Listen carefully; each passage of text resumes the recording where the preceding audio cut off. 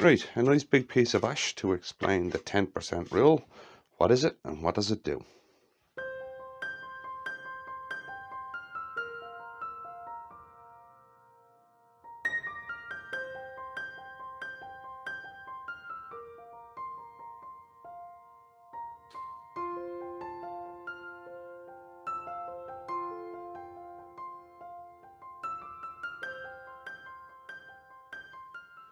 Right, before we get into this video, I've had another sticker from, this time from Marius at Black Grain over in Germany.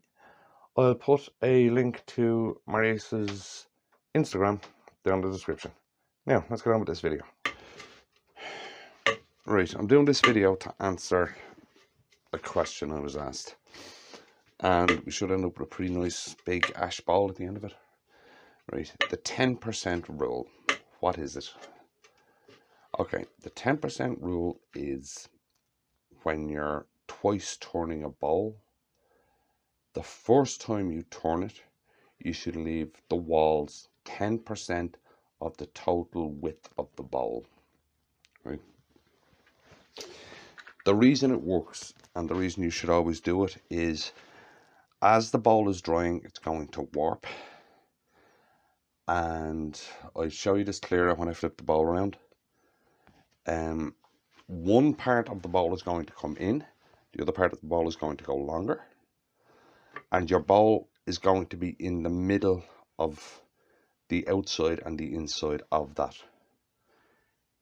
Neither side is going to be true, so you're going to have to true up both the outside and the inside, which means you have to leave yourself the width to do it. Now you can kind of see it here, which is why I've done this shot, right? You should also do this, by the way, on your tenon, right? You can see here, right? That's the edge of the tenon there, right? But the edge of the tenon here, you see that black line? That's a circle, but the edge of this tenon is actually up here, right? It goes back down, comes back down, hits the edge again, and comes back up, and the edge of the tenon is out here. The tenon has warped on this, so you should always leave your tenon, add 10% to your tenon as well, so that you can true it up. Now you can see there, hopefully the camera's picking it up, the jaw was there, the jaw width was there to there. Now that gap for a normal tenon is too wide. The gap should only be about that, right, if even, right? But I left it large so to give me the room to true this tenon up. Right, so that's the first thing I'm going to do, is true that tenon up. And the easiest way to do it is, right, I already had the middle marked, so I know that that bowl is perfectly centered. Right, so I'm going to turn it on, start to speed it up. Right, I'm going to 600. Now I'm going to use a parting tool. Just a little too close there for a parting tool. Yeah, that's better. Right, I'm going to use a parting tool to square that off. Right, using that black line that I put in.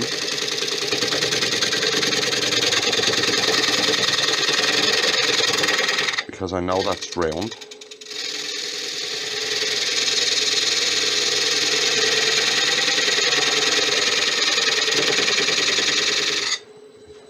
And then I'm going to use my modified skew, and it's the only time a skew should ever touch a bowl, and this is modified into a scraper. Right, now I'm too low there, this has to be put in on center. Right. So this is a small skew that I've modified into a negative rake scraper at the angle I need for my jaws for the dovetail. I'm just going to come in there and put the dovetail back in.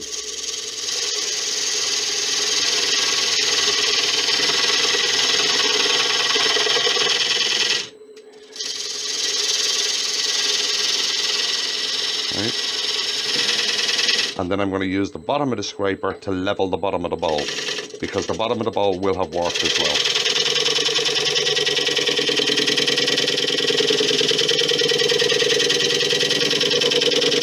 I just want to make sure that those jaws are coming against something flat.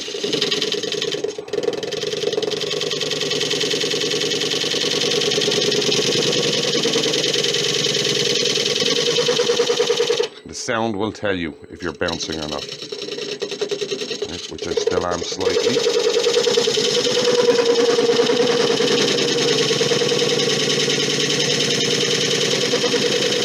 There we go, now I'm getting a flat.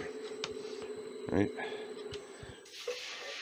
Now the warp has gone out of that tenon and I am flat on the bottom of that, so I have a good purchase on it. Right, that's why you should always leave the 10% on your tenon as well. Right, I'll switch camera angles and then we'll show you the other side of it. So back in a sec. Right then, we're flipped over. Right, now you can actually see the warp in the bowl. Right, it's warped. It's longer that way than it is that way. So that's this way along the grain has actually pushed outwards, and the side grain has actually come in slightly. The walls on the bowl are no longer flat this way either. They're undulating up and down. They'll be higher here and lower here. Right. What it's actually ended up at is 15 and an eighth that way, and a little over 14 and 3/4 that way. That's how much of a warp this has taken. Right, so the first thing I've got to do is level off here to give you clean entries and that kind of stuff, right? And then I'll do the same thing that I did on the tenon, and I'll draw a circle in it, and then you'll physically see how much you've got to play with. So we just do this. Right. I'll quickly do this and then we'll be back.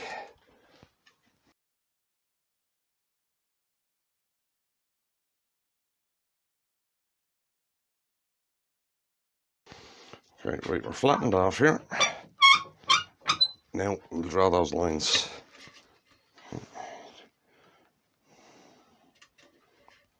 Missing there.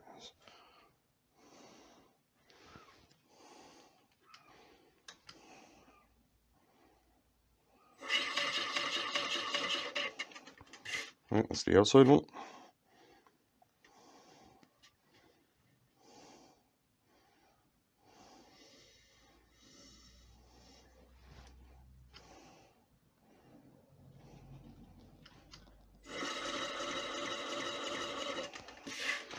Right, that's the inside one. Now you can see there that before this is round again, all of that has to come off and all of this has to come off. Right, and that's why you leave your 10%, because you're going to have to take some off the outside and some off the inside, which is going to bring the size of your walls in. Right, what that will give you is it will give you a blank that is basically that width, which gives you a chance then to pick your wall width, play around with shape. Right, now the 10% doesn't have to be exact.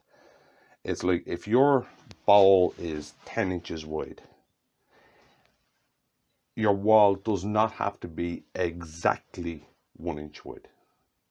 Right, it can be 1 and a bit. Right, just try not to go underneath. I never measure them. I always just go, that's about right. A little bit wider is better to do than a little bit too skinny. Right, so the first thing you got to do is make this into a square blank, right, on the outside. That's the way I always do it. I always do the outsides first, which is what I'm going to do now. Right, so I said I'll just speed along through this bit. We'll get on with this video. Now the easiest way I found to do this is to get the rim first and then go down along the bowl, because it's the rim that's most out of shape.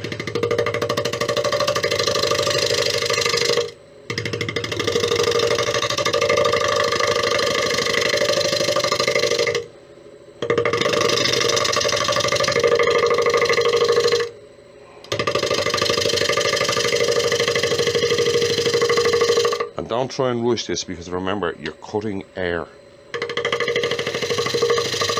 on quite a bit of this.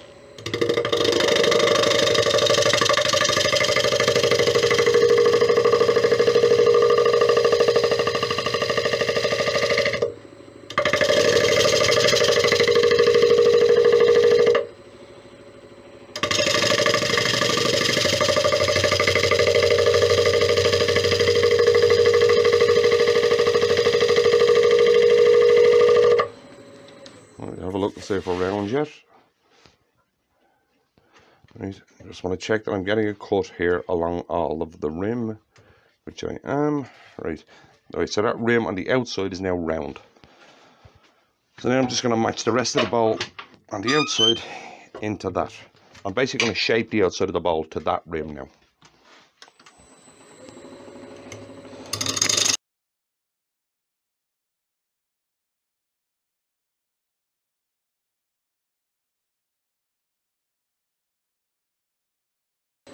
Now, some of you might notice here that I'm actually cutting in the wrong direction. But because it's not a finished cut, I'm not actually too pushed. All I want to do is get this thing round again.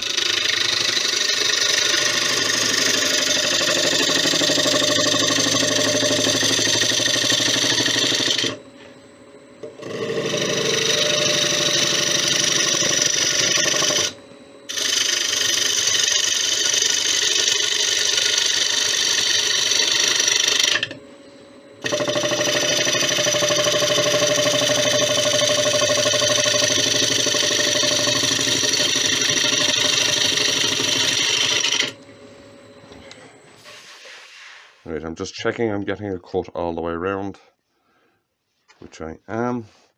Now I'm going to start doing all my finishing cuts that direction, right towards the top. But first, it's after developing a slight crack, so I'm going to thin CA just here.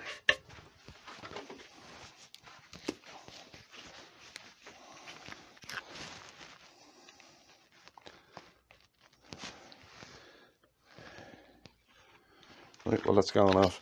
Now I'm going to leave the I know usually when I'm shaping the outside of a bowl I put the camera up there, but I'm going to leave it there because I want you to see this rim. Right, as you can see, the line that I put on the outside is gone except for right here on the edge, where it was round, but the line on the inside is still all over the place. When I get to doing the inside, I'll bring that. The bowl is actually going to end up about that width probably, so I'll just treat it as a normal hollowing and I'll bring it all the way out to there. Right, now I'll just give that CA a minute to go off and I'll be right back. Right, the CA has gone off. Now when a bowl is in this orientation, it is really so much easier to shape it with a pull cut. You're not going to get there with a push cut unless you cut it backwards. The important cut is your finished cut, right? You can shape going the wrong way, right? But your last couple of cuts need to come the correct way for a bowl disorientation. Right, now another thing is, if you're doing an end grain bowl, it does not warp as much, but just to get into a good habit, I would still leave the 10%.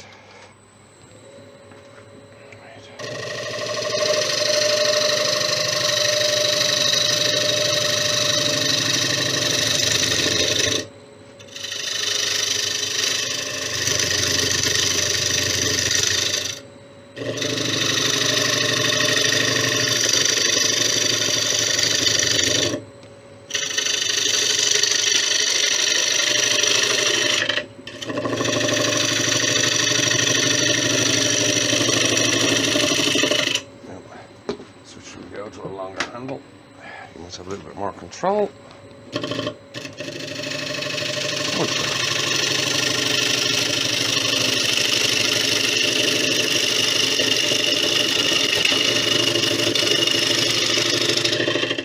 So all I'm doing is putting a rough shape into this at the moment. Right.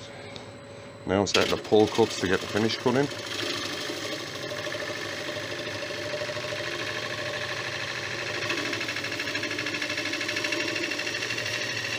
have the bottom of it shaped to where I want it.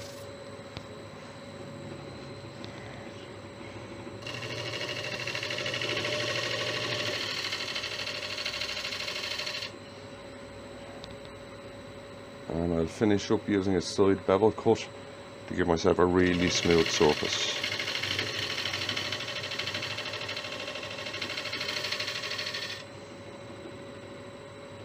As I said, at the moment, all I'm doing is shaping.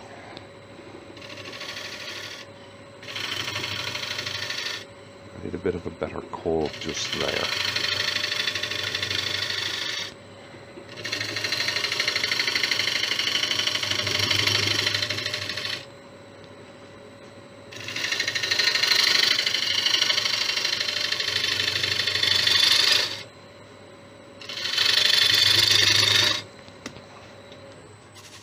Tool rest to there. That's the angle I need.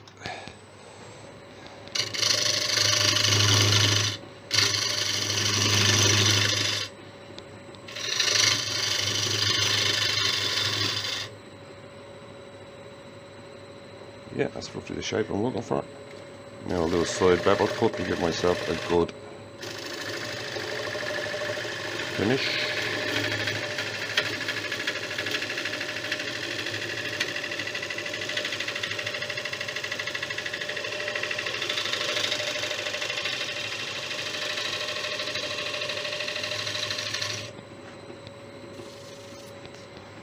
As I said before about this cut, it's one I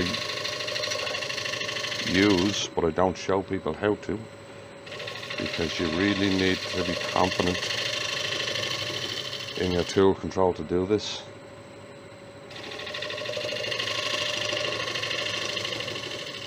Because the gouge is level and it can twist extremely violently in your hand if you don't do it right. So I don't actually show people how to do this on video, because if I'm actually showing this to someone, they have to be standing in front of me.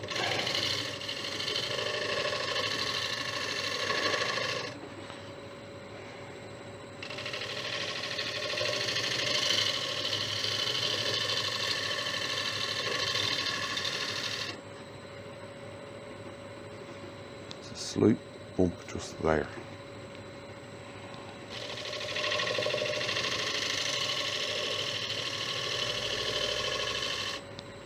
Got it. Okay.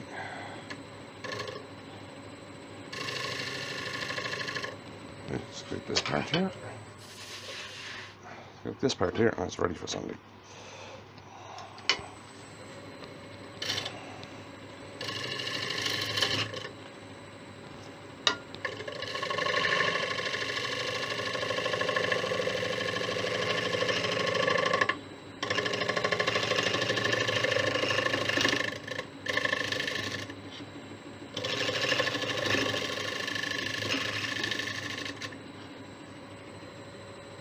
Yep. Lovely cut. Right, I'll sand this down to 320 and go through my normal finishing routine. At this stage, you know where the video is. If you want to know what it is, go have a look, and I'll be back in a second. Right then, the outside's finished, and now we're going to go on the inside. As you can see, that warp is still there. So first thing we're going to do is, same as we did in the outside, we're going to straighten that warp off. Right, it'll help with clean entries. So get up to speed. I am at 700. I'm going to go to 700. Right, now we're going to start straightening that off.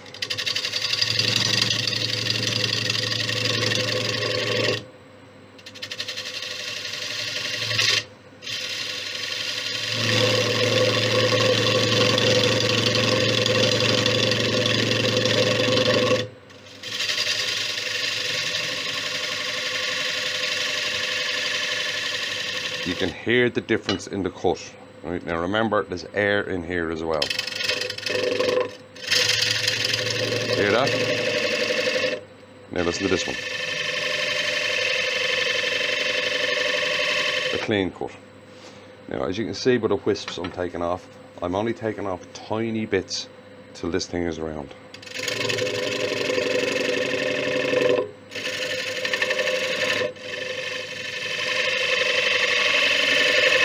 And the sound will tell you when it's round.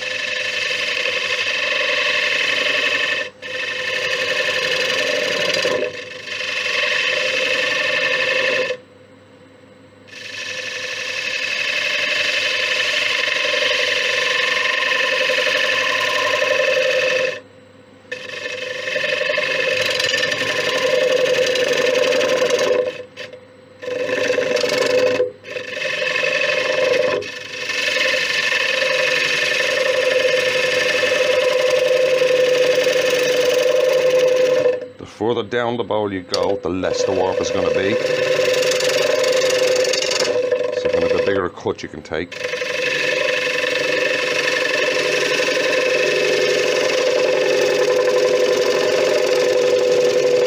But I want to get all that warp out before I go any further. I'm starting to get too much of an overhang there, so I'll move the tool rest in.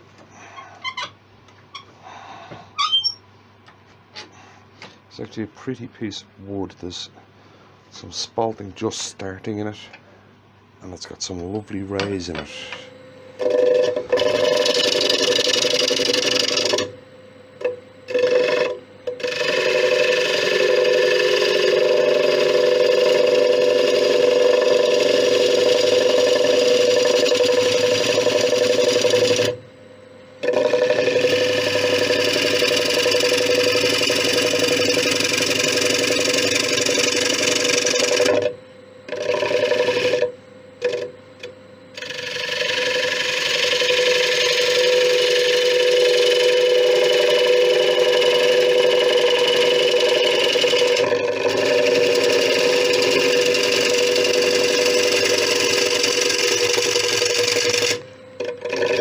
Not too worried about finished cuts, just want to get it round.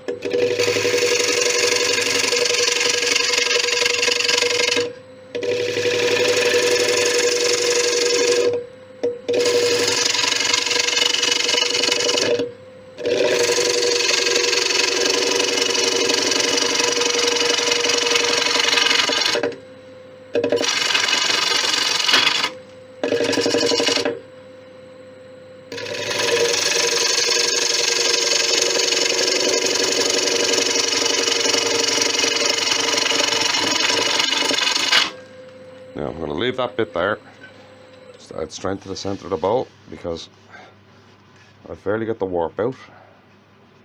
Right. Now we're going to start down the walls and then it's just a normal hollowing then.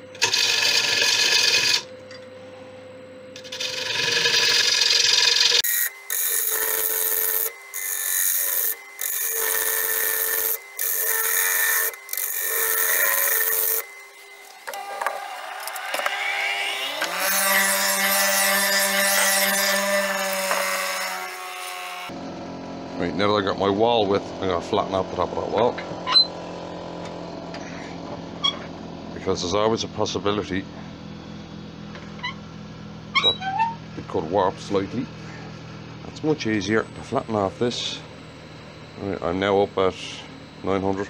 It's much easier to flatten off this when there's plenty in the middle to support it.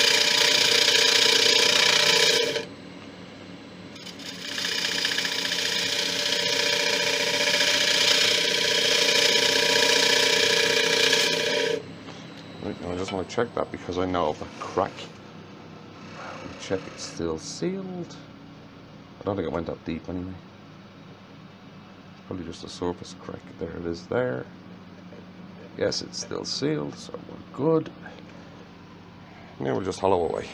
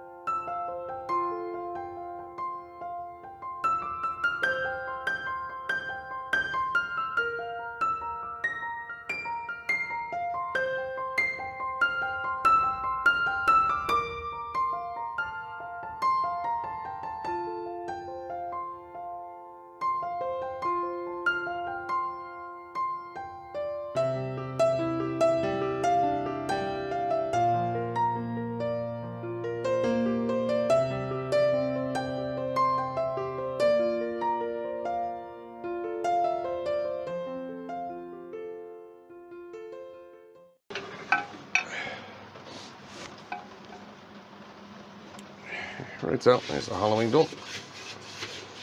Nice and clean. Right, we'll sand that. And we're back then. And then all we have to do is finish off the base. But do you see what I meant there about leaving the 10%? It gives you room to play here. Right? Like I could have left the bowl thicker or thinner or whatever I wanted. But the 10% is important because you won't get the warp out of the bowl. If you leave it too thin, what's going to happen is when you take out the outside warp and the inside warp, you're going to be left with nothing. So just get into a habit, if you're rough turning, of leaving that 10%. It makes life a lot easier. Right, so we'll sand the inside of that and I'll be back in a minute. Right, just went off the wax. And I hope that's explained the 10% rule anyway, and answered the question I was asked. And hopefully if there's new turners out there who are wondering what the hell we're talking about when we talk about the 10% rule, that's what we're talking about. It's for twice turned bowls. Right. This is turning out quite pretty. That is turning out quite pretty actually in there. Right, what I'm going to do now is flip it over, finish the base, and she's done. So I'll flip it over, set it up. I'll be back then. Right then, you just nibble away this, and she's done.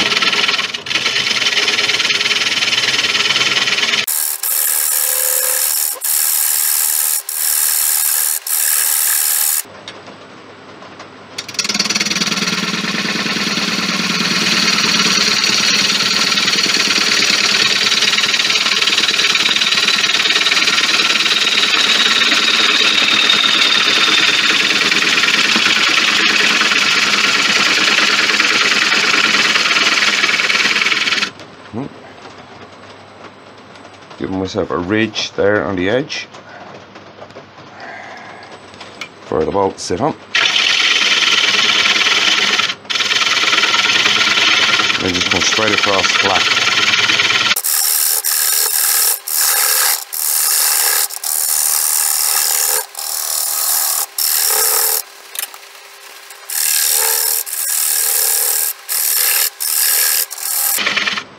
Get the last piece out with a spindle gouge. Stick it in there. No pressure.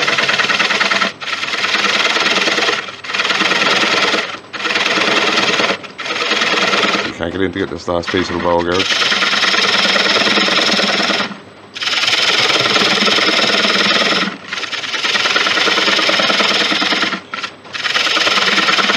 Because I'm using a spindle gouge, I'm taking tiny little cuts.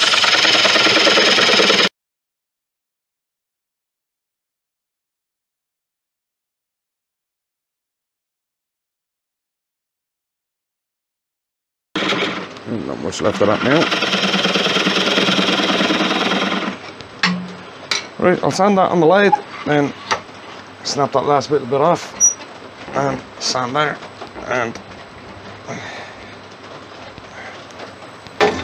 we'll basically be done. So I'll just sand this, back in a sec.